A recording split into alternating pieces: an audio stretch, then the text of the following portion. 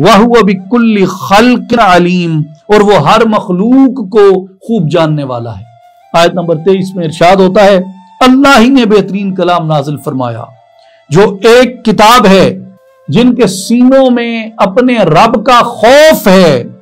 جب ان کے سامنے یہ آیات تلاوت کی جاتی ہیں تقشعر منہ جلود، ان کے رونگٹے کھڑے ہو جاتے ہیں قرآن کی آیتیں سن کر۔ الحمدللہ رب العالمین، الصلاة والسلام علی سید الانبیاء والمرسلین وعلی آلہ وصحبہ اجمعین۔ معزز و محترم خواتین و حضرات، السلام علیکم ورحمۃ اللہ وبرکاتہ۔ 23ویں پارے کا آغاز سورہ یاسین کی بقیہ آیات سے ہوتا ہے، یعنی کچھ حصہ ہم نے سورہ یاسین کا 22ویں پارے میں دیکھا۔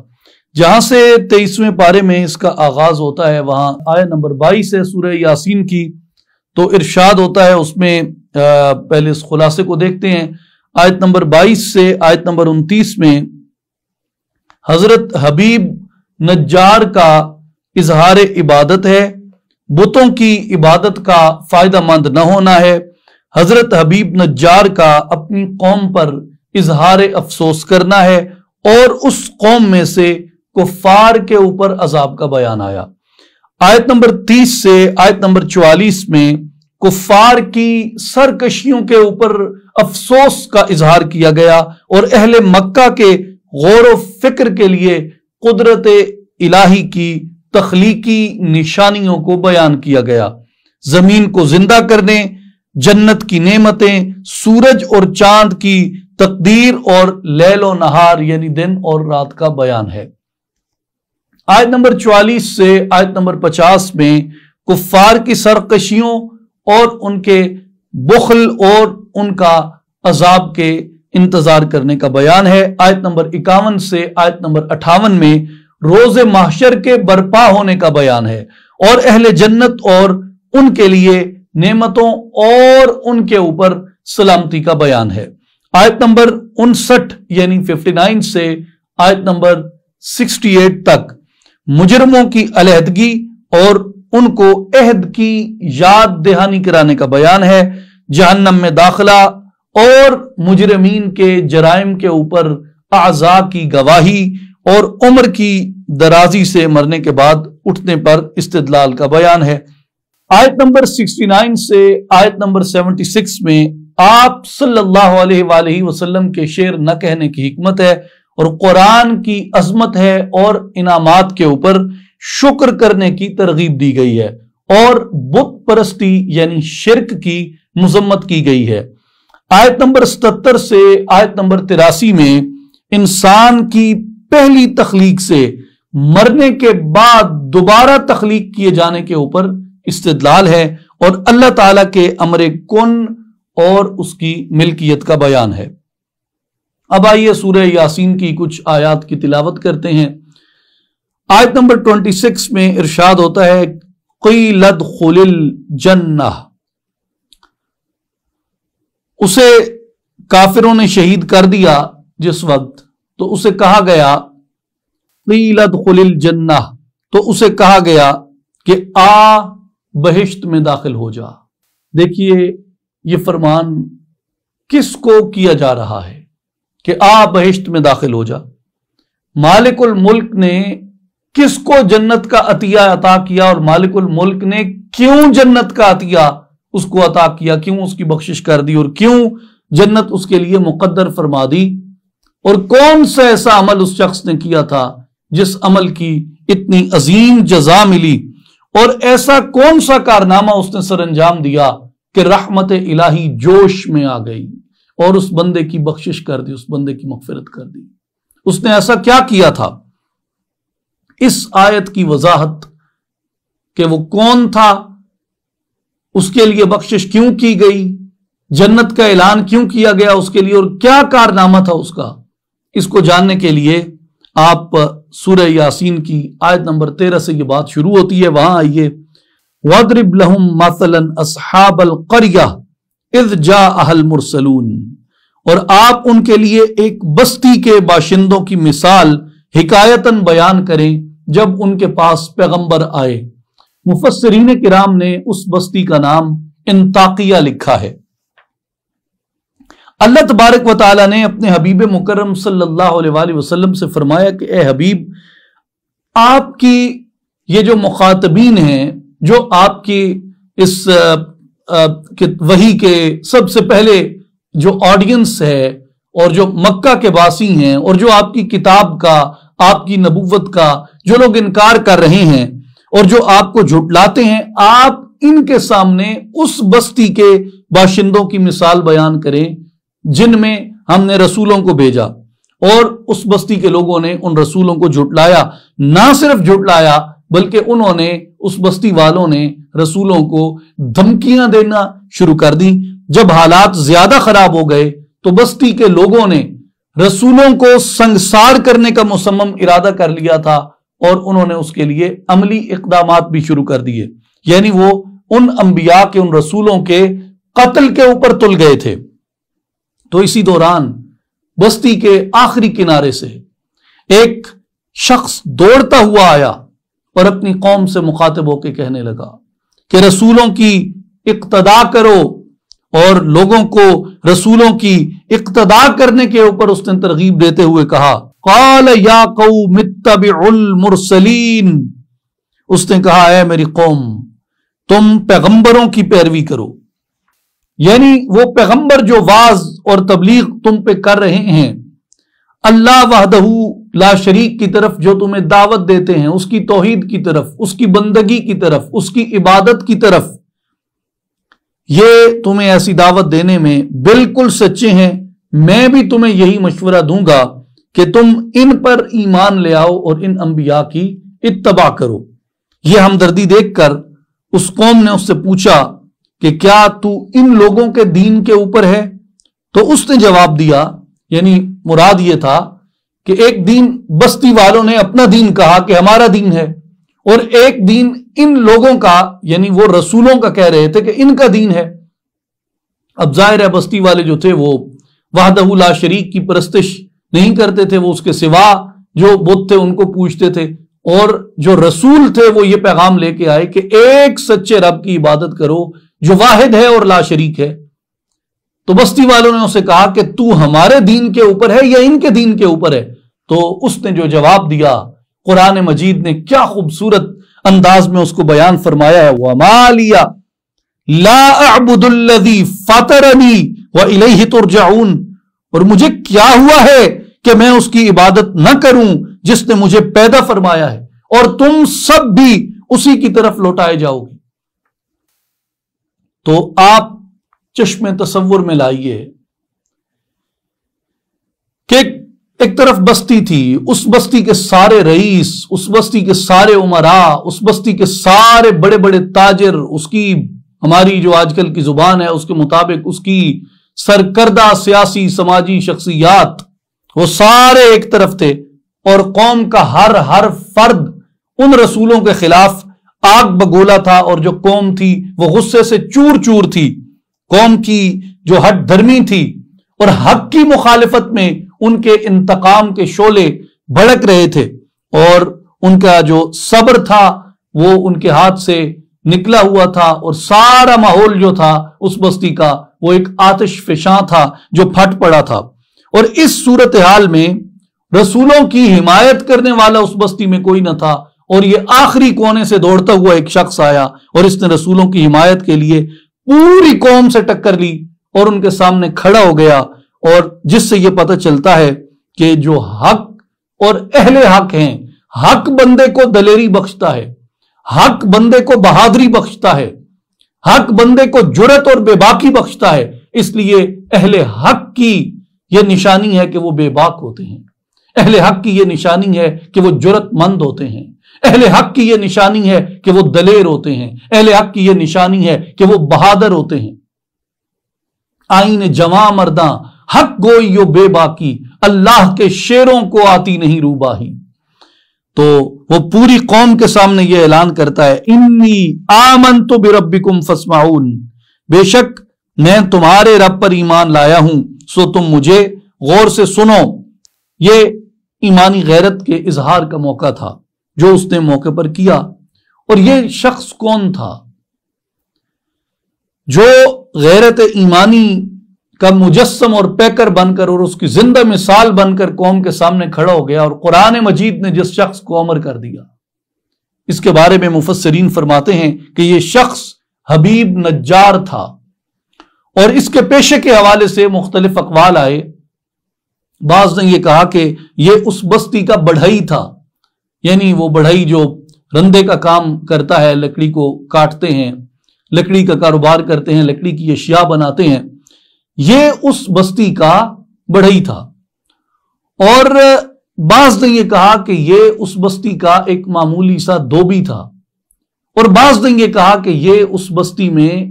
لوگوں کی جوتیاں گاٹتا تھا جو ٹوٹ جاتی تھیں، اور نئی جوتیاں بناتا تھا لوگوں کے لیے جو وہ پہنتے تھے، یعنی یہ اس بستی کا موچی تھا۔ جب اس نے پوری قوم کے سامنے یہ اعلان کیا کہ انی آمنت بربکم فاسمعون، رسولوں کی تائید کی، معبود برحق کی حقانیت کا اس نے اقرار کیا، اعتراف کیا، اور برملا سب کو اس نے کہا کہ ان لوگوں کی پیروی کرو۔ اس سے بھی مفسرین نے یہ نتیجہ نکالا کہ تم خواہ کتنے کمزور ہی کیوں نہ ہو، اگر تمہارے سینے میں حق کا یقین ہے، اگر تمہارے سینے کے اندر حق کے ہونے کا اگر تمہیں ادراک نصیب ہو چکا ہے اور اپنے خالق و مالک کی یہ پہچان نصیب ہو چکی ہے، تو فرمایا پھر سارے عمراء، سارے رؤساء اور سارے طاقتور طبقات سماج اور معاشرے کے ایک طرف کیوں نہ کھڑے ہو جائیں، یہ سنت حبیب نجار ہے کہ حق کے لیے کھڑے ہو جاؤ۔ اور یہی انبیاء کا طریقہ تھا، اور یہی صالحین کا طریقہ ہے۔ حضرت عبداللہ ابن مسعود رضی اللہ تعالیٰ عنہ آپ بیان فرماتے ہیں کہ اس قوم نے جب اس کو دیکھا تو وہ تو غصے سے پہلے بفری ہوئی تھی، انہوں نے اتنا مارا، اتنا زد و کوب کیا حبیب نجار کو کہ ان کی انتڑیاں، ان کی آنتیں جو تھیں وہ ان کے شکم سے، ان کے پیٹ سے باہر آ گئیں۔ لیکن جب وہ ان کو مار رہے تھے وہ تب بھی اپنی زبان سے ایک ہی دعا کر رہے تھے کہ اے اللہ میری قوم کو ہدایت دے دے۔ تب اللہ تبارک و تعالی نے اس شخص کے لیے یہ اعلان فرمایا، قیل ادخل الجنہ قال یا لیت قومی یعلمون۔ اسے جب شہید کیا جا رہا تھا، شہید کر دیا گیا، تو اس کو کہا گیا کہ آ بہشت میں داخل ہو جا، تیرے لیے جنت کے دروازے کھول دیے گئے۔ تو اس شخص نے کہا اے کاش میری قوم کو معلوم ہوتا، بما غفر لی ربی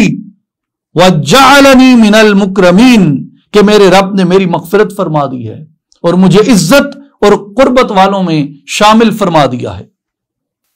اس آیت مبارکہ سے مفسرین کرام نے اور ائمہ نے جو نتائج اخذ کیے وہ یہ فرماتے ہیں کہ حبیب نجار کا عمل یہ بتاتا ہے کہ جب جان جسد سے نکل رہی تھی، جب زد و کوب ہو رہے تھے، اس وقت بھی انہوں نے اپنی زبان سے اپنی قوم کو بد دعا نہیں دی، بلکہ انہیں یہی کہتے رہے کہ کاش تم دیکھ سکتے میرے خالق نے مجھے کہاں مقام عطا کیا،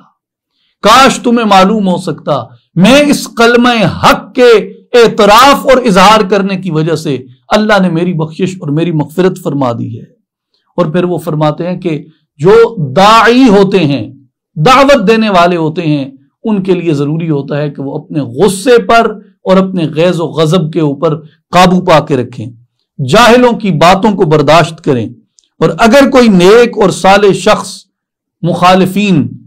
باغیوں اور ظالموں میں پھنس جائے تو اس کو چھڑانے کی حد الوسع کوشش کی جائے، جیسے حبیب نجار نے ان رسولوں کی حمایت میں کیا، اور ظالموں سے انتقام لینے اور ان کے دعائے ضرر یا بد دعا کرنے کی بجائے ان کے حق میں دعائے خیر کرنی چاہیے کہ اللہ تبارک و تعالی ان لوگوں کو بھی ہدایت کی راہ عطا فرما دے۔ اور آج ہمارے معاشرے میں جو داعی ہیں، جو اسلام کی طرف اور سچے معبود کی طرف اور محمد مصطفیٰ احمد مجتبیٰ صلی اللہ علیہ وآلہ وسلم کے راستے اور حضور کی شریعت کی طرف بلاتے ہیں، ان کے لیے یہ سبق ہے کہ وہ اپنے وجود کے اندر ایسا حوصلہ پیدا کریں، اپنے غیظ اور اپنے غضب کے اوپر قابو پائیں، اپنے طیش، اپنے قہر اور اپنے غصے کو اپنے زیر تصرف لے کے آئیں، وہ اپنے غصے کی لگامیں تھامنے والے ہوں، نہ کہ غصہ ان کی لگامیں تھامیں۔ یہ ہم سب کے لیے ایک نصیحت کا مقام ہے، ہم سب کے لیے سیکھنے کا مقام ہے۔ اس کے بعد آیت نمبر 77 میں یعنی 77 میں یہاں کچھ بہت خوبصورت موضوع آتا ہے، اور اس میں جو لوگ حشر کے متعلق قیاس آرائیاں کرتے تھے، قرآن مجید نے ان کی قیاس آرائیوں کا یہاں پہ جواب دیا۔ اولم یر الانسان انا خلقناہ من نطفۃ فاذا هو خصیم مبین، کیا انسان نے یہ نہیں دیکھا کہ ہم نے اسے ایک تولیدی قطرہ سے پیدا کیا، پھر بھی وہ کھلے طور پر سخت جھگڑالو بن گیا۔ وَضَرَبَ لَنَا مَثَلًا وَنَسِيَ خَلْقَهُ، اور خود ہمارے لیے مثالیں بیان کرنے لگا اور اپنی پیدائش کی حقیقت کو بھول گیا۔ وَنَسِيَ خَلْقَهُ، جو اس کی اپنی تخلیق کس طریقے سے کی گئی، وہ اپنی تخلیق کے عمل کو جانتا اور پہچانتا ہی نہیں، اسے بھول گیا۔ قَالَ مَنْ يُحْيِي الْعِظَامَ وَهِيَ رَمِيمٌ، کہنے لگا کہ ہڈیوں کو کون زندہ کرے گا جبکہ وہ بوسیدہ ہو چکی ہوں گی۔ یعنی یہ ہڈیاں، جو انسانی ہڈیاں جب مٹی کے سپرد کی جاتی ہیں تو اس نے کہا کہ یہ تو مٹی کے سپرد ہو کے ہڈیاں خستہ ہو جائیں گی، ہڈیاں ٹوٹ پھوٹ جائیں گی، ہڈیاں جو ہیں وہ مٹی کے اندر مزمحل ہو جائیں گی، تو کون ان ہڈیوں کو جوڑنے والا ہے، کون ان ہڈیوں کو دوبارہ کھڑا کرنے والا ہے؟ تو اس لیے قرآن مجید نے اس سے پہلے فرمایا وَنَسِيَ خَلْقَهُ، وہ یہ بھول گیا کہ یہ خود پیدا کیسے کیا گیا۔ اب قرآن نے اس کا جواب کیسے دیا اس اعتراض کا کہ بوسیدہ ہڈیوں کو کون دوبارہ اٹھائے گا؟ سورت یاسین آیت نمبر 79 اس کو بیان کرتی ہے۔ قل، اے حبیب مکرم صلی اللہ علیہ وسلم، یہ لوگ جو حشر اجساد کا انکار کرتے ہیں، جو حشر میں جسد کے دوبارہ اٹھائے جانے کا انکار کرتے ہیں، جو حشر میں جسم کے ساتھ دوبارہ کھڑا کیے جانے کا انکار کرتے ہیں، ان لوگوں کو آپ فرما دیجئے، قل اے حبیب آپ فرما دیجئے، یحییھا الذی انشأھا اول مرہ، فرما دیجئے انہیں وہی زندہ کرے گا جس نے انہیں پہلی بار پیدا کیا تھا۔ انہیں کون زندہ کرے گا؟ ان بوسیدہ ہڈیوں کو کون اٹھائے گا؟ مٹی میں دبی پڑی لاشوں کو پھر کون کھڑا کر دے گا اور وہ چلتے پھرتے بولتے اس کے حضور حاضر ہو جائیں گے؟ کون کرے گا؟ فرمایا الذی انشأھا اول مرہ، جس نے پہلی بار انہیں پیدا کیا تھا، وَهُوَ بِكُلِّ خَلْقٍ عَلِيمٌ، اور وہ ہر مخلوق کو خوب جاننے والا ہے۔ وہ ہر مخلوق کو جو چیز بھی اس نے تخلیق کی ہے، جو چیز بھی اس نے پیدا کی ہے، وہ ہر اس چیز کو خوب جاننے والا ہے۔ اب یہاں پہ بڑی دلچسپ یہ بات آ جاتی ہے، اور یہ جو مشرکین کا، کفار کا اور ملحدین کا جو یہ اعتراض تھا کہ مرنے کے بعد تو پھر دنیا ختم ہو جاتی ہے، قرآن نے اس بارے میں یہی بتایا کہ پھر حشر ہوگا، پھر اٹھائے جاؤ گے، پھر یہ ہڈیاں کھڑی کی جائیں گی اور اس کے دربار میں لائی جائیں گی، سو تمہارے لیے اعتراض کی کوئی گنجائش اس کے اندر نہیں ہے۔ تو منکرین کے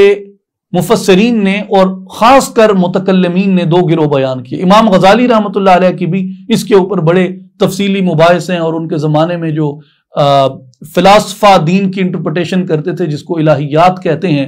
تو وہ بھی اسی طرح کے عقائد رکھتے تھے کہ مرنے کے بعد دوبارہ نہیں اٹھایا جائے گا۔ تو امام غزالی رحمۃ اللہ علیہ نے بھی اس پہ بڑے طویل مباحث فرمائے ہیں، اور متکلمین نے بھی اور مفسرین نے بھی۔ تو وہ یہ بیان کرتے ہیں کہ جو حشر کے منکرین تھے، یعنی دوبارہ کھڑے کیے جانے کے جو منکرین تھے، ان کے دو گروہ تھے۔ ایک وہ تھا جو بغیر کسی دلیل کے محض انسان کے مرنے کے بعد دوبارہ زندہ ہونے کو بعید سمجھتے تھے کہ جو مر گیا وہ گیا، اس کے بعد کوئی زندگی نہیں ہے۔ وہ یعنی برزخ کا بھی انکار کرتے تھے،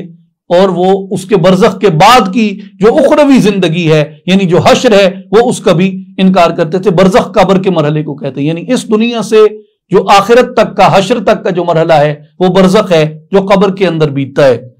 اور وہ اس کا بھی انکار کرتے۔ وہ کہتے کہ جو مر گیا سو گیا، یہی دنیا جنت یہی دنیا جہنم، جس نے جو کھویا پایا کیا وہ یہی کیا۔ اب دوسرا گروہ جو تھا وہ یہ شبہ پیش کرتے تھے کہ جب انسان مر جائے گا اور اس کا جو گوشت ہے وہ گل سڑ جائے گا،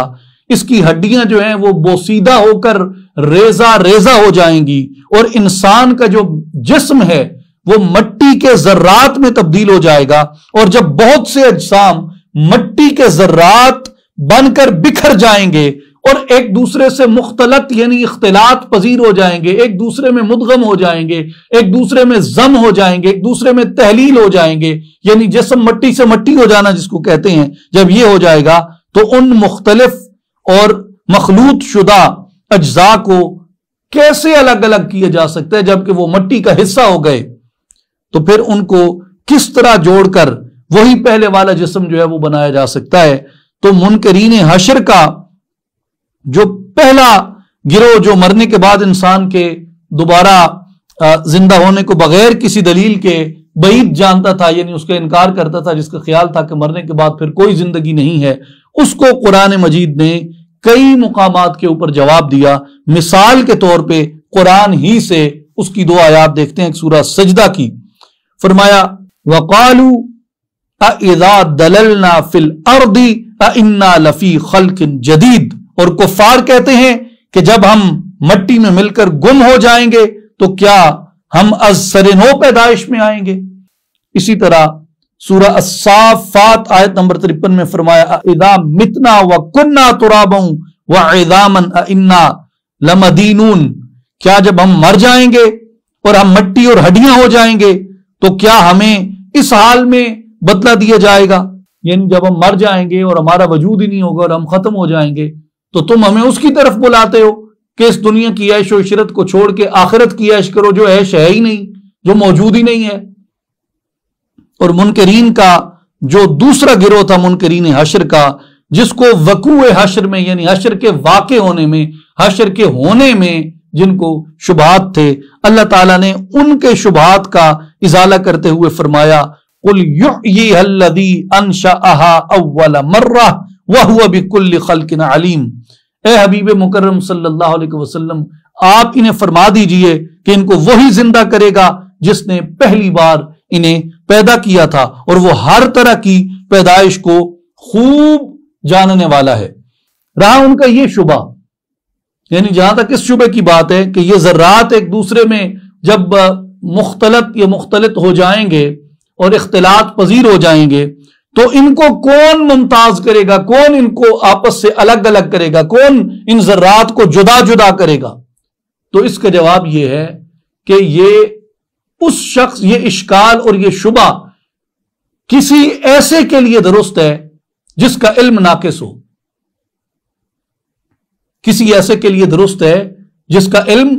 ناقص ہو، کسی ایسے کے لیے درست ہے جس کی قدرت مکمل نہ ہو، کسی ایسے کے لیے درست ہے جس کے علم اور قدرت میں باہمی کوئی تفاوت یا کوئی تضاد ہو یا ان کے اندر بودھ ہو، لیکن جو بار بار یہ بتائے، جو بار بار یہ فرمائے کہ ان اللہ علی کل شیء قدیر، اور جو بار بار یہ بتائے کہ اس کی علم کی وسعت کا تم اندازہ اور شماری نہیں کر سکتے کہ اس کا علم کتنا وسیع ہے جس نے تمہیں پیدا کیا، جو علیم ہو اور اس کا علم کامل ہو اور ہر غیب کو وہ جاننے والا ہو، اس کے لیے ان ذرات کو جو آپس میں مخلوط ہو چکے، آپس میں مدغم ہو چکے، ان ذرات کو آپس میں پہچاننا اس کے لیے کوئی دشوار کام نہیں ہے۔ اور جہاں تک اس بات کا تعلق ہے تو ان ذرات کو جمع کس طرح کیا جائے گا، تو یہ اشکال بھی اس پر ہو سکتا ہے جس کی قدرت اور جس کے علم کے اوپر نقص کا شبہ ہو۔ تو اللہ تبارک و تعالیٰ کا علم بھی اور اس کی قدرت بھی ہر نقص کے شبے سے بالا تر ہے، تو اس لیے اس کی ذات کے لیے جس نے پہلے ان کو پیدا کیا، جب یہ نہیں تھا، جب یہ تھا ہی نہیں، موجود ہی نہیں تھا، جب اس نے پیدا کر دیا اور کہا کہ ایک بوند کے پانی کی ایک بوند سے اس کو پیدا کیا، اور اس کو پیدا کر کے اس سے اس نے لوتھڑا بنایا، اور پھر لوتھڑے میں اس نے ہڈیاں ڈالی، اور پھر ہڈیوں کو اس نے یہ توانائی اور یہ جسم عطا کیا، اور پھر جب وہ روح قبض کر لیتا ہے تو ہڈیوں کی گروتھ جو ہے وہ اسی طرح رک جاتی ہے، پھر وہ قبر کے اندر چلا جاتا ہے۔ تو یہ سارا کچھ اس عظمتوں والے رب کے علم سے اور اس عظمتوں والے رب کی قدرت سے ہو رہا ہے۔ تو جو پہلی بار پیدا کرنے پہ قادر ہے وہ پیدا کیے جانے کے بعد دوبارہ جوڑنے پہ بھی قادر ہے، اور ہر ایک اجزاء کا وہ پورا علم رکھتا ہے۔ اس لیے قرآن مجید نے ان کی اس شبے کا بھی ازالہ فرمایا، اور جو حشر کا انکار کرتے تھے اور اجساد کے حشر کا انکار کرتے تھے، اللہ تبارک و تعالیٰ نے ان کو یہ جواب عطا فرمایا کہ جس نے پہلی بار پیدا کیا تھا نا، اس بار بھی وہی تمہیں پیدا کر دے گا اور تمہاری ہڈیوں کو جوڑ کے پھر کھڑا کر دے گا۔ اس کے بعد آگے سورہ صافات آتی ہے، اور اس سورت مبارکہ کا جو مشہور نام ہے اور متفق علیہ نام ہے وہ یہی ہے، الصافات، اور اس سورت کی پہلی آیت ہے والصافات صفا، تو اسی سے یہ اسم مبارک اس سورت پاک کا اخذ کیا گیا۔ اب آئیے سورہ صافات کی آیات کے خلاصے میں۔ آیت نمبر 1 سے آیت نمبر 10 میں فرشتوں کے چند گروہوں کی اقسام، تلاوت کرنے والوں کی قسم، صفات الہی سے اللہ تبارک و تعالیٰ کی توحید پر استدلال، آسمان کو ستاروں سے مزین کرنے اور آسمان کو شیطانوں سے محفوظ کرنے کا بیان ہے۔ آیت نمبر 11 سے آیت نمبر 21 میں کفار کے احمقانہ رویوں کا بیان ہے، کفار کا بعثت سے انکار اور قیامت کے دن کفار کی بربادی کا بیان ہے۔ آیت نمبر 22 سے آیت نمبر 39 میں یعنی 39 میں روز محشر کا قیام ہے، فرشتوں کا ظالموں کو اکٹھا کرنے کا بیان ہے، اور ظالموں کے آپس میں سوالات اور ان کا عذاب میں شریک ہونے کا بیان ہے، اور ظالموں کے اعمال بد کی سزا کا بیان ہے۔ آیت نمبر 40 سے آیت نمبر 60 میں مخلصین اور ان کے لیے جنت کا بیان ہے اور جنت کی نعمتوں کا بیان ہے، اور جنتیوں کے آپس کے سوالات اور ان کی نجات کا بیان ہے۔ آیت نمبر 61 سے آیت نمبر 74 میں سورہ صافات میں جنت میں مہمان نوازی اور درخت زقوم اور اس کی صفات کو بیان کیا گیا، اور رسولوں کو جھٹلانے والوں کے برے انجام کا بیان کیا گیا۔ سورہ صافات کی آیت نمبر 75 سے آیت نمبر 82 میں حضرت نوح علیہ السلام کی شان اور ان کی قوم کے انجام کا بیان ہے۔ آیت نمبر 83 سے آیت نمبر 99 میں حضرت سیدنا ابراہیم علیہ السلام کی شان اور ان کی عظمت کا بیان ہے، اور آپ کی اپنی قوم کو تبلیغ کرنے کا بیان ہے۔ حضرت ابراہیم علیہ السلام کا اپنی قوم کے معبود یعنی جو ان کے بت تھے، جھوٹے معبود تھے، ان کو توڑنے کا بیان ہے، اور قوم کی آپ کو جلانے کی تدبیر بد کرنے کا بیان ہے۔ آیت نمبر 100 سے آیت نمبر 113 میں حضرت اسماعیل علیہ السلام کی ولادت کی خوشخبری ہے اور انہیں ذبح کرنے کا واقعہ ہے۔ حضرت ابراہیم علیہ السلام پر سلامتی کا بیان کیا گیا اور ان کے دوسرے بیٹے سیدنا اسحاق علیہ السلام کی بشارت کا بیان ہے۔ آیت نمبر 114 سے آیت نمبر 132 میں حضرت موسیٰ علیہ السلام، سیدنا ہارون علیہ السلام، سیدنا الیاس علیہ السلام اور ان کی قوموں کا ذکر ہوا اور ان انبیاء پر سلامتی کرنے کا بیان ہے۔ آیت نمبر 133 سے آیت نمبر 148 میں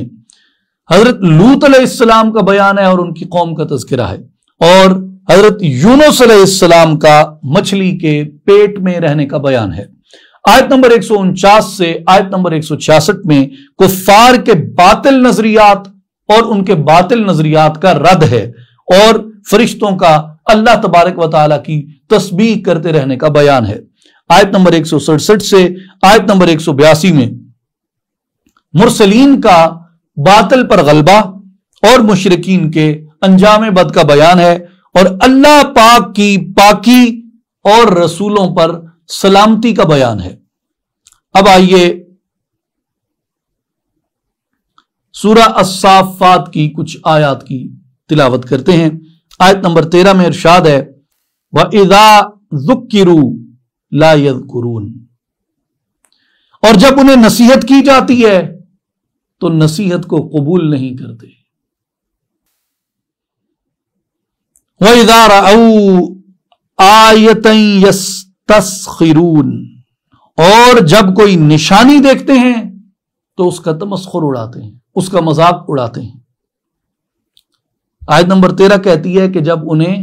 یعنی مشرکین کو جو قیامت کے انکار پر اصرار کرتے ہیں، جب انہیں نصیحت کی جاتی ہے تو نصیحت کو قبول نہیں کرتے۔ جب نشانی دکھائی جاتی ہے تو وہ بجائے اس کے کہ نشانی سے عبرت پکڑیں، وہ اس نشانی کا مذاق اڑانا شروع کر دیتے ہیں۔ وقالو، اور پھر کیا کہتے ہیں؟ ان ھذا الا سحر مبین، اور کہتے ہیں یہ تو صرف کھلا جادو ہے، اور کیا ہے یہ تو جادو سے ہو گیا۔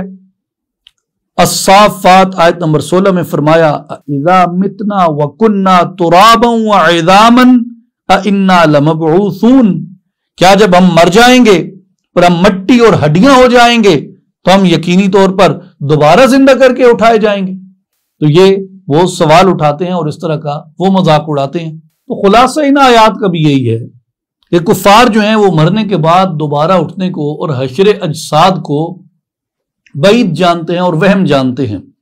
اور جب ان کو یہ نصیحت کی جاتی کہ بتاؤ آسمان اور زمین کو پیدا کرنا زیادہ مشکل کام ہے اور زیادہ سخت ہے، یا بندے کو اس کی ہڈیوں کے ڈھانچے کو پیدا کرنا زیادہ مشکل کام ہے،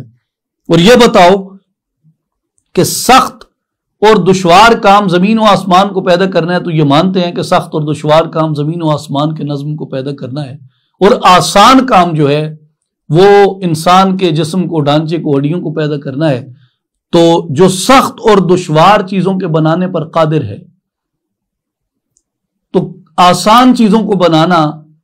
اور آسان چیزوں کو دوبارہ زندہ کرنا یا دوبارہ پیدا کرنا اس کی قدرت میں کون سا محال ہے، یہ کون سا مشکل کام ہے؟ اور یہ کل کائنات جو عدم تھی ہی نہیں، ایک حرف کن میرے خالق نے اور میرے پیدا کرنے والے نے کہا تو یہ کائنات عدم سے وجود میں آ گئی۔ تو اس کے لیے انسان کو دوبارہ کھڑا کرنا مشکل نہیں، لیکن یہ دلیل بہت واضح اور قوی ہے، مگر بات اتنی ہے کہ منکرین اپنے جہل اور اپنے عناد کی وجہ سے اس سے فائدہ حاصل نہیں کر سکتے تھے۔ اور رسول اللہ صلی اللہ علیہ وآلہ وسلم نے اپنی نبوت اور اپنی رسالت کے معجزات پیش فرمائے اور فرمایا کہ جب معجزات سے میرا صادق ہونا ثابت ہو گیا اور واضح ہو گیا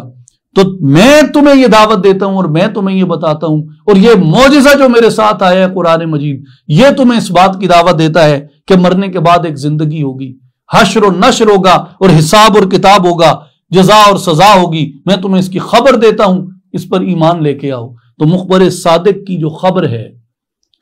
مخبر صادق کی جو خبر ہے وہ سچی ہے، اور سب سے سچی وہی ہے جو مخبر صادق نے خبر دی ہے صلی اللہ علیہ وآلہ وسلم۔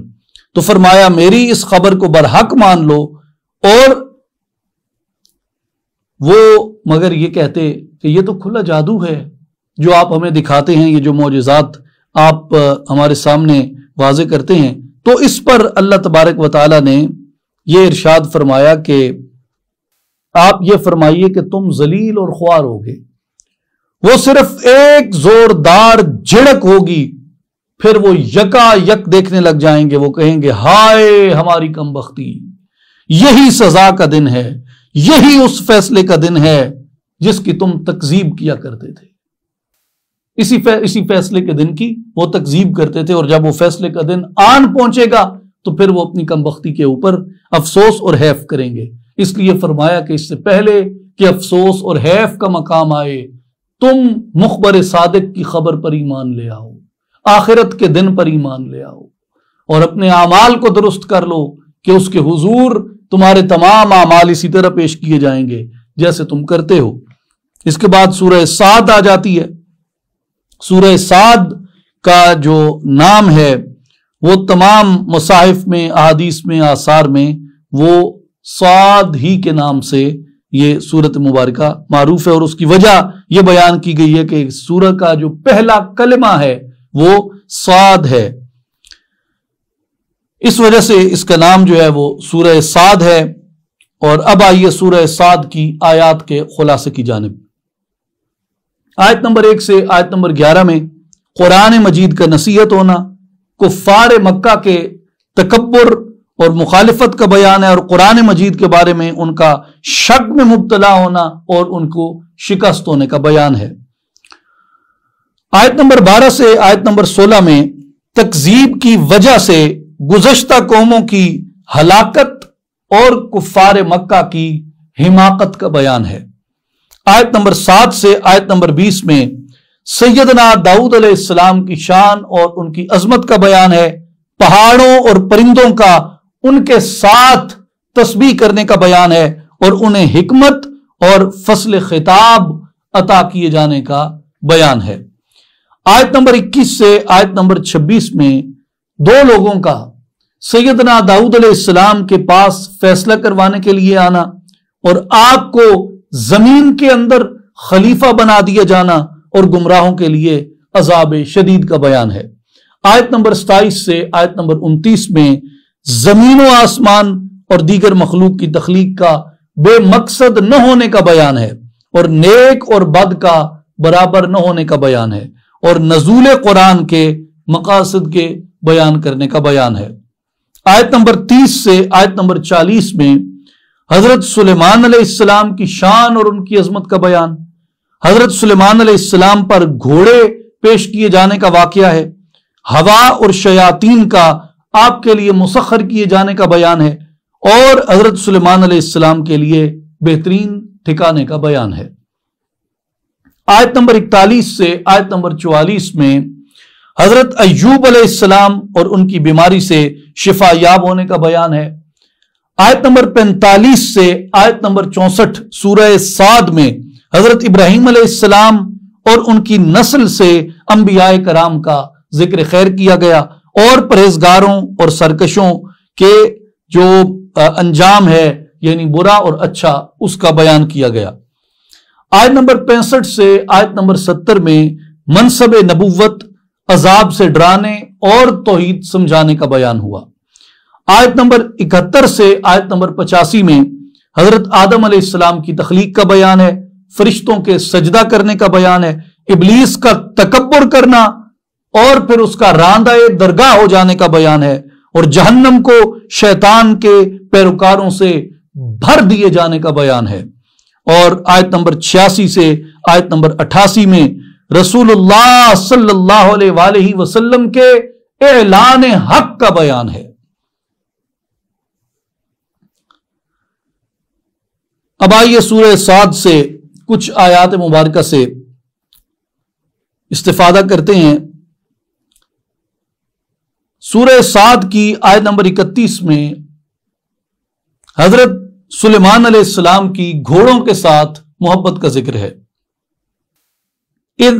عرض علیہ بالعشی الصافنات الجیاد، جب ان کے سامنے شام کے وقت نہایت سبک رفتار عمدہ گھوڑے پیش کیے گئے۔ اس آیت مبارکہ میں دو الفاظ قابل غور ہیں، ایک الصافنات اور دوسرا الجیاد۔ الصافنات جو ہے وہ ان گھوڑوں کو کہتے ہیں جو 3 قدموں پر کھڑے ہوتے ہیں اور چوتھے قدم کے سم کا کنارہ زمین پر ٹیکتے ہیں، اور الجیاد جو ہے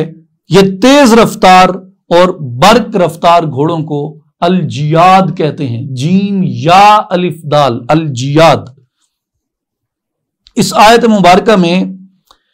الصافنات میں گھوڑوں کی اداؤں کا ذکر کیا گیا اور الجیاد میں گھوڑوں کے وصف کا ذکر کیا گیا۔ اور آیت نمبر 32 میں ارشاد ہوا فقال انی احببت حب الخیر عن ذکر ربی، تو حضرت سلیمان علیہ السلام نے کہا کہ مجھے ان گھوڑوں کی محبت پسند آئی اپنے رب کی یاد کے لیے۔ اس آیت مبارکہ میں اللہ تبارک و تعالی نے حضرت سلیمان علیہ السلام کی گھوڑوں کے ساتھ محبت کرنے کو بیان فرمایا، اور دوسرا یہ کہ اللہ تبارک و تعالی نے گھوڑے کو خیر فرمایا ہے، یعنی حب الخیری، تو یہاں خیر کی محبت، تو یہاں خیر سے مراد گھوڑے ہیں، تو گھوڑے کو قرآن مجید میں خیر کہہ کے پکارا گیا۔ اور یہ حضرت سلیمان علیہ السلام کے فرمان سے ہوا۔ اور اگر آپ ذخیرہ احادیث میں دیکھیں تو خود حضرت سید المحدثین، امام المحدثین، امیر المومنین فی الحدیث حضرت امام محمد بن اسماعیل البخاری رضی اللہ تعالی عنہ المعروف حضرت امام بخاری رحمۃ اللہ علیہ، آپ نے صحیح بخاری میں باقاعدہ ایک پورا باب باندھا، باب الخیل معقود فی نواسیہ الخیر الی یوم القیامت۔ یہ امام بخاری نے اپنے چیپٹر کا، اپنے باب کا نام رکھا ہے گھوڑوں کی پیشانیوں میں قیامت تک خیر رکھ دی گئی ہے۔ سیدنا عبداللہ ابن عمر رضی اللہ عنہما آپ فرماتے ہیں کہ حضور نبی کریم علیہ الصلوۃ والسلام نے ارشاد فرمایا، الخیل فی نواسیہ الخیر الی یوم القیامہ، کہ گھوڑوں کی پیشانیوں کو قیامت تک کے لیے خیر لازم ہے، یعنی قیامت تک گھوڑوں کی پیشانی میں خیر ہوگی۔ یہ روایت بھی امام بخاری رحمۃ اللہ علیہ نے کی، اور امام بخاری رحمۃ اللہ علیہ نے ہی حضرت انس ابن مالک رضی اللہ تعالیٰ عنہ کی روایت بیان فرمائی کہ نبی پاک علیہ الصلوۃ والسلام نے ارشاد فرمایا، البرکۃ فی نواس الخیل، کہ گھوڑوں کی پیشانیوں میں برکت ہے۔ اور کئی شارحین حدیث نے، بالخصوص شارحین صحیح بخاری نے اس پر یہ بیان کیا، اور مختلف دیگر محدثین نے بھی تفصیلات دی ہیں، اور تمام اعداد کو شارحین حدیث نے اس کو جمع کیا، جس میں وہ فرماتے ہیں کہ حضور علیہ الصلوۃ والسلام کے جتنے بھی گھوڑے آپ کے استعمال میں آئے اور آپ کی خدمت میں آئے، ان کی کل تعداد 24 ہے، جو آقا پاک علیہ الصلوۃ والسلام کی بارگاہ میں آئے، اور آپ صلی اللہ علیہ وآلہ وسلم ان گھوڑوں کے 24 گھوڑوں کے ان سب کے آپ اسما رکھتے تھے۔ اور پاک و ہند کے اندر علم حدیث کی آبیاری کرنے والے اور علم حدیث کو بام عروج پہ لے جانے والے اور علم حدیث کے سب سے بڑے خادم کہے جانے والے حضرت شیخ محقق شاہ عبدالحق محدث دہلوی رحمۃ اللہ علیہ، آپ اپنی کتاب مدارج النبوت میں لکھتے ہیں کہ حضور علیہ الصلوۃ والسلام کے 10 گھوڑے تھے، اور ان 10 گھوڑوں کا انہوں نے نام دیا۔ یعنی پہلی ایک روایت میں محدثین نے 24 گھوڑوں تک کہے، یعنی بعض نے 24 جمع کیے، بعض نے دیگر اعداد میں جمع کیے، تو کل تعداد جو بنتی ہے حضور علیہ الصلوۃ والسلام کے گھوڑوں کی وہ 24 بنتی ہے، لیکن شیخ محقق شاہ عبدالحق محدث دہلوی نے 10 گھوڑوں کے نام لکھے۔ پہلے گھوڑے کا وہ نام فرماتے ہیں کہ اس کا نام سکب تھا، سکب، اور آپ صلی اللہ علیہ وآلہ وسلم نے اس گھوڑے کو 10 اوقیہ میں خریدا تھا، جو اس وقت کا ایک پیمانہ تھا اس کے مطابق، اور اسی گھوڑے پر آپ گھوڑ دوڑ فرماتے، آگے رہتے، اور جب آپ کا گھوڑا جو تھا وہ باقی گھوڑوں سے آگے نکل جاتا تو آپ اس پر خوش ہوتے، اور اس گھوڑے کا نام سکب تھا۔ دوسرے گھوڑے کا نام مرتجز تھا، مرتجز، تجز میں آخر میں زا ہے، را زا، مرتجز۔ اسے آپ نے ایک اعرابی سے خریدا تھا، اور اس کی جو ہنہناہٹ تھی، یعنی جب گھوڑا ہنہناتا ہے تو اس کی ہنہناہٹ بہت اچھی تھی، اور وہ عرب کے لوگ بھی پسند کرتے تھے، اور آپ بھی اسے پسند فرماتے تھے۔ تیسرے گھوڑے کا نام جو تھا وہ لزاز تھا، لزاز، جسے الیگزینڈریا، جو سکندریہ ہے، اسکندریہ کا جو بادشاہ تھا مقوقس، اور مقوقش بھی اسے لکھا جاتا ہے، انہوں نے یہ حضرت ماریا قبطیہ کے ساتھ یہ ہدیے کے طور پہ بھیجا تھا آپ صلی اللہ علیہ وآلہ وسلم کی بارگاہ میں۔ چوتھے گھوڑے کا نام جو تھا وہ لحیف تھا، لحیف۔ یہ ربیعہ بن ابی البراء نے یہ حضور علیہ الصلوۃ والسلام کی بارگاہ میں انہوں نے پیش کیا تھا۔ پانچویں گھوڑے کا نام ورد تھا، ورد، اس کا معنی ہے گلاب۔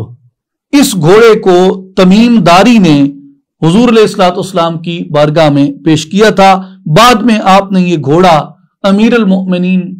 خلیفۃ المسلمین، فاروق اعظم سیدنا عمر ابن الخطاب رضی اللہ تعالیٰ عنہ کو عطا فرما دیا تھا۔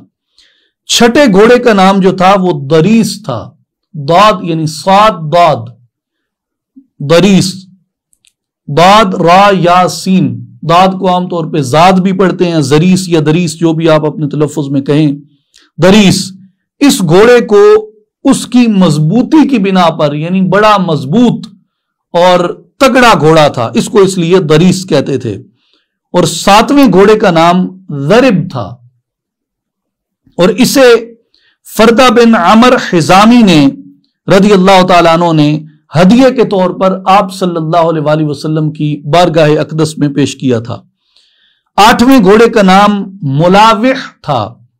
اور ملاوح اس گھوڑے کو کہتے ہیں جس کی کمر پتلی ہو اور وہ زیادہ موٹا نہ ہو، اس کو ملاوح کہتے ہیں، تو اس لیے اس گھوڑے کا نام ملاوح تھا۔ اور 9ویں گھوڑے کا نام یعنی 9 کا نام سبحہ تھا، جسے ایک اعرابی سے یعنی ایک دیہاتی سے 10 اونٹ کے عوض رسول اللہ صلی اللہ علیہ وآلہ وسلم نے خرید فرمایا تھا۔ 10ویں گھوڑے کا نام بحر تھا، بحر جو سمندر کو کہتے ہیں۔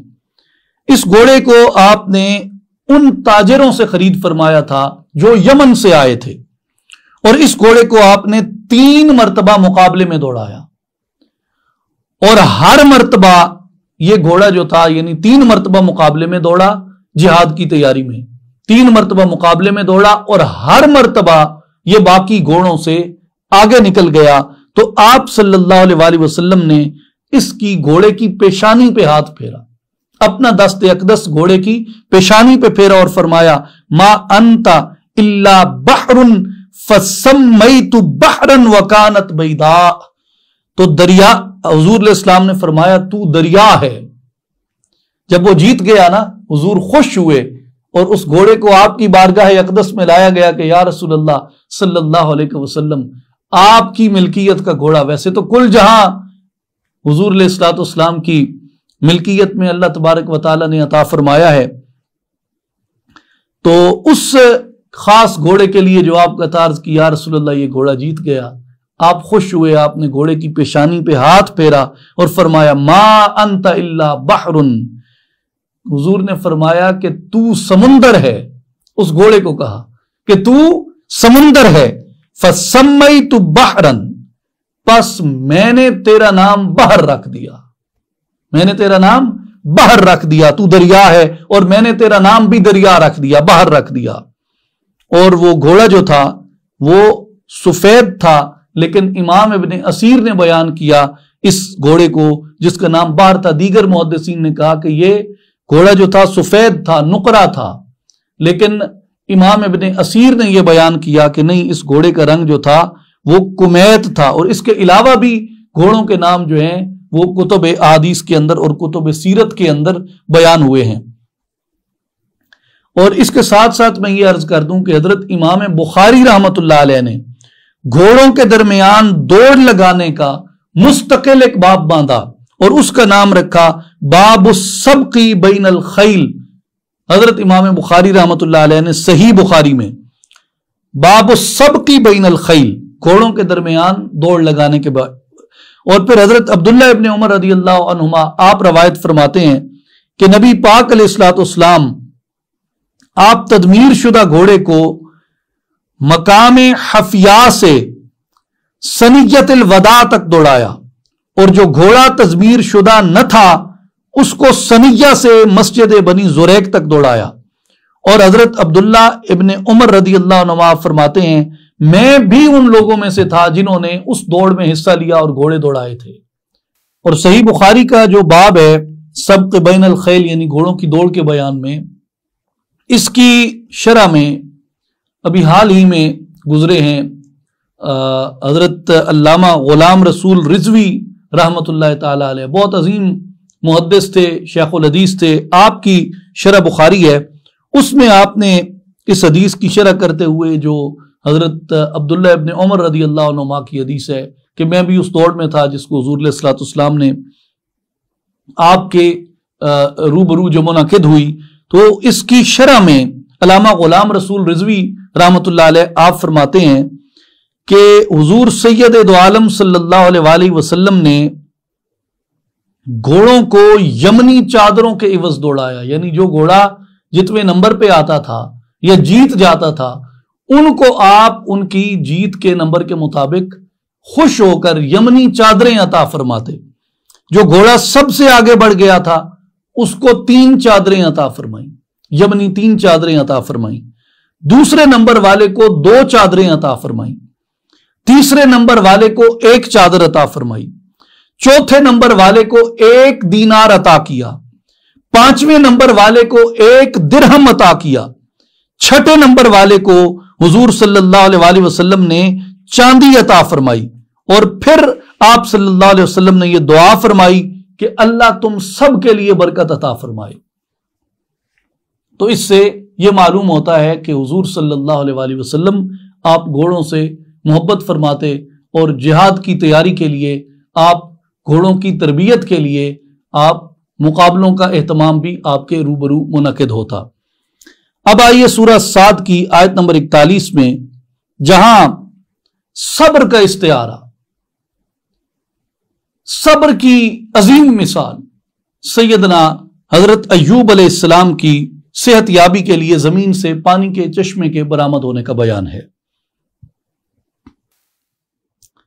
وَاذْكُرْ عَبْدَنَا أَيُّوبَ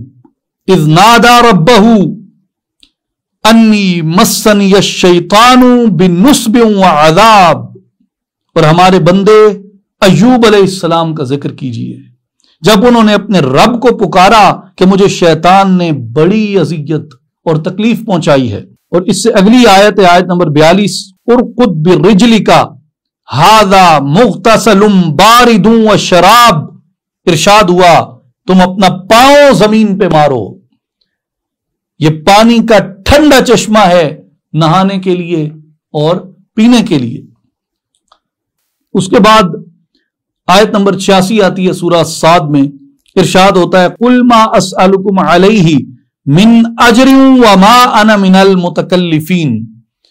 اے محبوب علیہ السلام آپ فرما دیجئے میں تم سے اس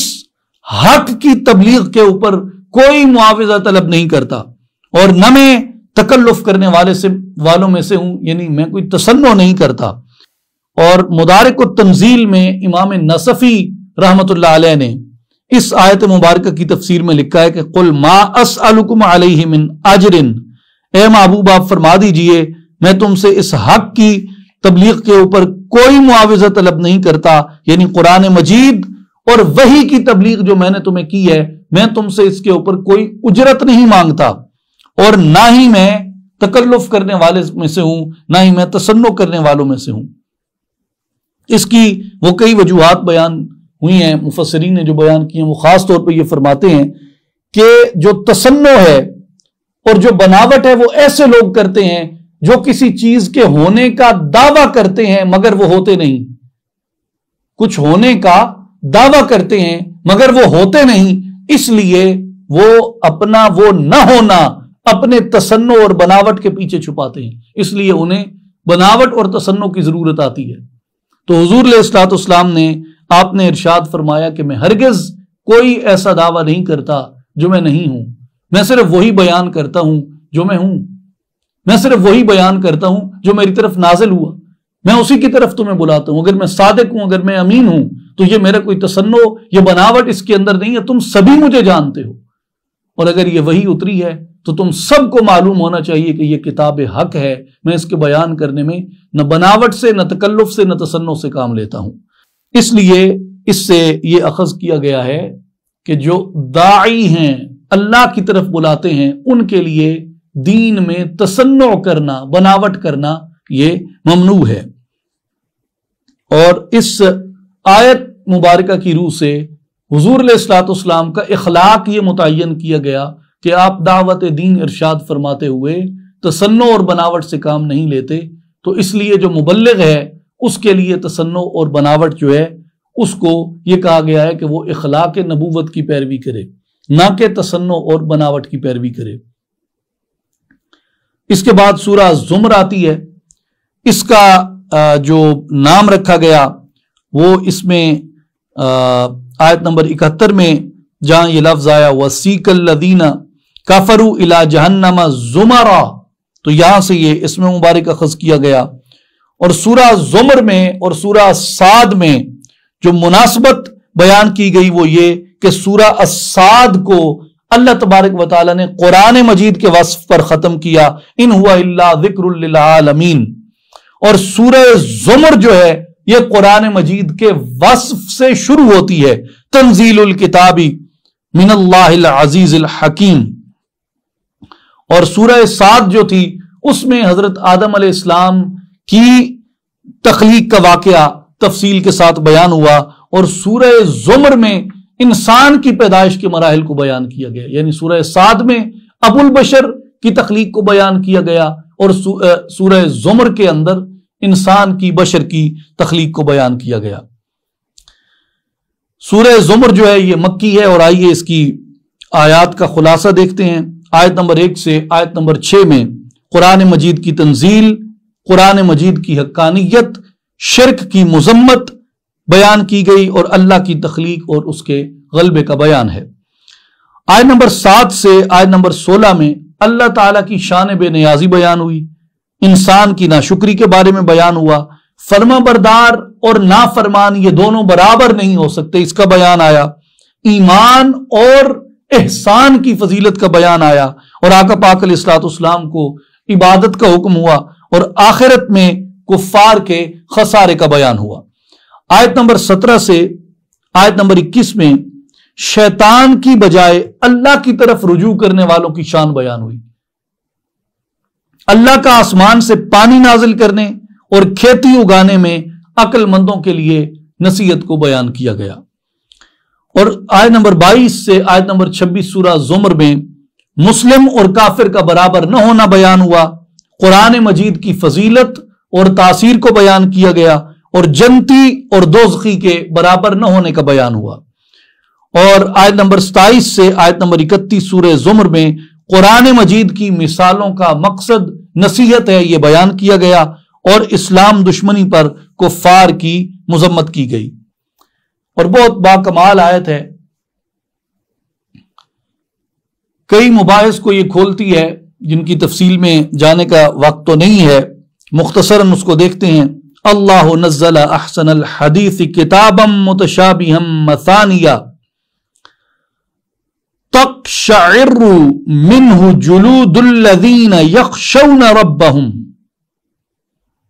ثم تلین جلودہم وقلوبہم الی ذکر اللہ ذالک ھدی اللہ یہدی بہ من یشاء ومن یضلل اللہ فما لہ من ہاد۔ آیت نمبر 23 میں ارشاد ہوتا ہے، اللہ ہی نے بہترین کلام نازل فرمایا جو ایک کتاب ہے جس کی باتیں یعنی اپنے نظم اور معانی میں ایک دوسرے سے ملتی جلتی ہیں اور بار بار دہرائی گئی ہیں۔ اور آگے فرمایا تقشعر منہ جلود الذین یخشون ربہم، فرمایا جو لوگ اپنے رب سے ڈرتے ہیں نا، جن کے سینوں میں اپنے رب کا خوف ہے، جب ان کے سامنے یہ آیات تلاوت کی جاتی ہیں تقشعر منہ جلود، ان کے رونگٹے کھڑے ہو جاتے ہیں قرآن کی آیتیں سن کر، قرآن کی آیتیں سن کر ان کے رونگٹے کھڑے ہو جاتے ہیں۔ کون؟ جو اللہ سے ڈرتے ہیں۔ ثم تلین جلودہم وقلوبہم، پھر ان کی جلدیں بھی نرم ہو جاتی ہیں، ان کے دل بھی نرم ہو جاتے ہیں، الی ذکر اللہ، اور وہ رکت کے ساتھ اللہ کے ذکر کی طرف محو ہو جاتے ہیں۔ یعنی جن پر قرآن کی آیت تلاوت ہو اور وہ دل میں خوف الہی کا عطیہ اور عطا رکھتے ہوں، ان کے رونگٹے کھڑے ہو جاتے ہیں، ان کی جلدیں نرم پڑ جاتی ہیں، ان کے دل نرم پڑ جاتے ہیں، اور وہ رقت کے ساتھ روتے ہوئے آہوزاری کرتے ہوئے اللہ کے ذکر میں مشغول ہو جاتے ہیں۔ یہ اللہ کی ہدایت ہے، جسے چاہتا ہے اس کے ذریعے رہنمائی فرماتا ہے۔ یہ اللہ کی ہدایت ہے،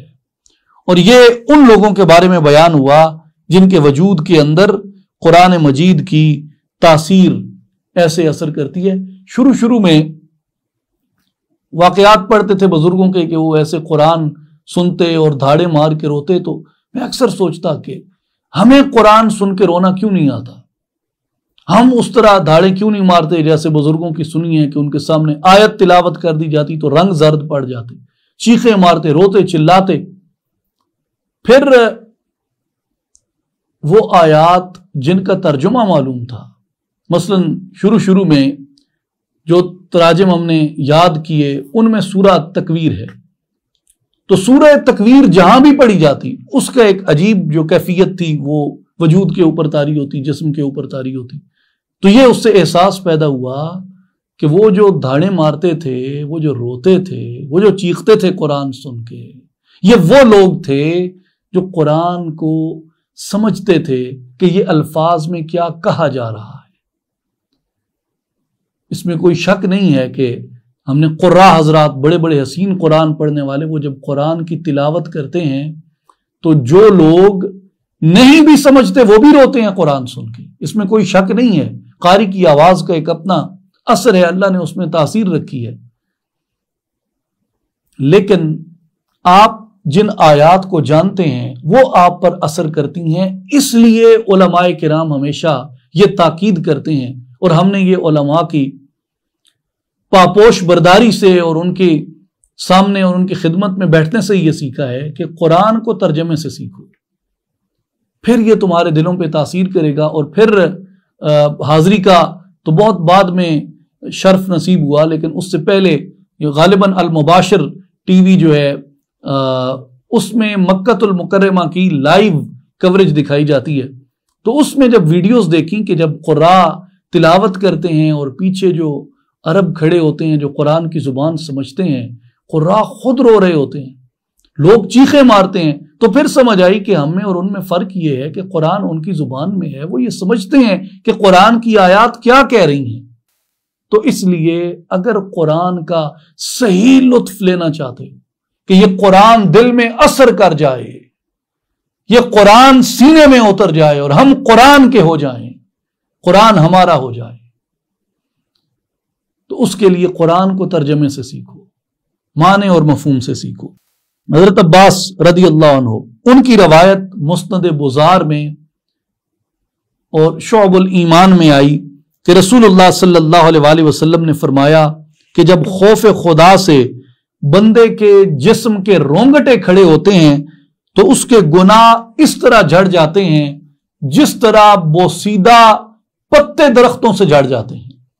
اور ایک واقعہ بھی امام ابو یعلا رحمۃ اللہ علیہ نے اپنی مستد میں بیان فرمایا، ابو یعلا الموصلی نے حضرت عباس رضی اللہ عنہ کا کہ ایک بار ہم رسول اللہ صلی اللہ علیہ وآلہ وسلم کے ساتھ ایک درخت کے نیچے بیٹھے تھے، ہوا آئی تو جو اس کے زرد پتے تھے، بوسیدہ پتے تھے، وہ سب گر گئے، لیکن جو سبز پتے تھے وہ اپنی جگہ قائم رہے۔ تو آپ صلی اللہ علیہ وآلہ وسلم نے پوچھا کہ اس درخت کی کیا مثال ہے؟ صحابہ کرام رضوان اللہ علیہم اجمعین نے عرض کی، اللہ اور اس کا رسول بہتر جانتے ہیں۔ آپ صلی اللہ علیہ وآلہ وسلم نے فرمایا کہ یہ درخت اس مومن کی مثال ہے کہ جب خدا کے خوف سے اس کے جسم کے رونگٹے کھڑے ہو جاتے ہیں تو جیسے اس درخت سے زرد پتے گر کے بکھر گئے، اس کے گناہ اسی طرح اس کے وجود سے جڑ جاتے ہیں، اور جو سبز پتے کھڑے رہے اس کی نیکیاں برقرار رہتی ہیں۔ جب خوف خدا سے مومن کے وجود کے رونگٹے کھڑے ہوتے ہیں، تو یہ قرآن مجید نے مومن کا وصف بیان کیا اور اس کی تعریف بیان فرمائی ہے۔ اب آئیے گرینڈ سمری کی طرف۔ آیات کی تعداد 363 اس پارہ مبارکہ میں، پارہ نمبر 23 میں سورہ یاسین آیت نمبر 22 سے آیت نمبر 83 تک، سورہ الصافات آیت نمبر 1 سے آیت نمبر 182 تک، سورہ صاد آیت نمبر 1 سے آیت نمبر 88 تک، سورہ الزمر آیت نمبر 1 سے آیت نمبر 31 تک۔ آسمانی کتب میں قرآن مجید کا ذکر ہوا اور توریت کا ذکر ہوا۔ انبیاء کرام میں غالباً 16 انبیاء کا ذکر آیا ہے۔ حضرت آدم علیہ السلام، حضرت نوح علیہ السلام، حضرت ابراہیم علیہ السلام، حضرت اسماعیل علیہ السلام، حضرت اسحاق علیہ السلام، حضرت موسیٰ علیہ السلام، حضرت ہارون علیہ السلام، حضرت الیاس علیہ السلام، حضرت لوط علیہ السلام، حضرت یونس علیہ السلام، حضرت داؤد علیہ السلام، حضرت سلیمان علیہ السلام، حضرت یعقوب علیہ السلام، اور حضرت یسوع علیہ السلام، حضرت ذوالکفل علیہ السلام، اور نبی پاک شہ لولاک محمد مصطفیٰ احمد مجتبہ صلی اللہ علیہ وآلہ وسلم۔ اقوام میں ان انبیاء کی اکثر اقوام کا بیان ہوا۔ واقعات میں حضرت حبیب نجار کے ایمان افروز واقعہ بیان ہوا، ان کی شہادت کا۔ حضرت ابراہیم علیہ السلام کا اپنی قوم کو دعوت توحید دینا، ان کے بتوں کو توڑنے کا بیان آیا، اور حضرت اسماعیل علیہ السلام کو قربان کرنے کا بیان آیا، اور حضرت یونس علیہ السلام کا مچھلی کے پیٹ میں رہنے کا بیان آیا، حضرت داؤد علیہ السلام کے دو آدمیوں کے مابین فیصلہ کرنے کا بیان آیا، حضرت سلیمان علیہ السلام پر گھوڑے پیش کیے جانے کا بیان آیا، حضرت ایوب علیہ السلام کا بیماری سے صحت یاب ہونے کا واقعہ ذکر ہوا، اور حضرت آدم علیہ السلام کو سجدہ کرانے اور ابلیس کے راندہ درگاہ ہونے کا واقعہ بیان ہوا۔ اللہ تعالی ہمیں قرآن مجید کے انوار سے اپنے ظاہر اور باطن کو منور کرنے کی توفیق عطا فرمائے۔ وآخر دعوانا ان الحمد للہ رب العالمین۔